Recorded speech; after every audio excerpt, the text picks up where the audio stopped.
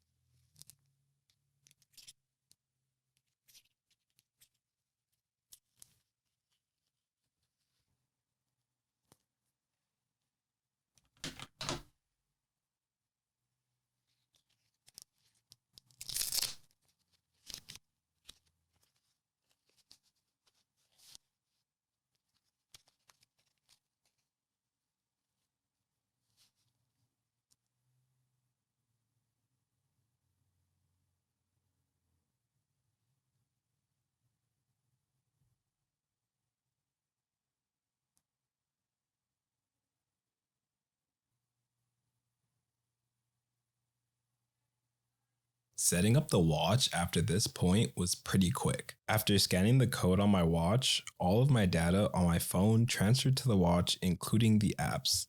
One of the things that I had to set up was what I wanted the action button to do once I pressed it. There were a few options, but I decided to keep it at workout because that's probably what I will use it for the most. After that, the watch greeted me and proceeded to show me how to use some of the basic features on the watch. Overall, I enjoyed unboxing the Apple Watch and I really can't wait to start using it.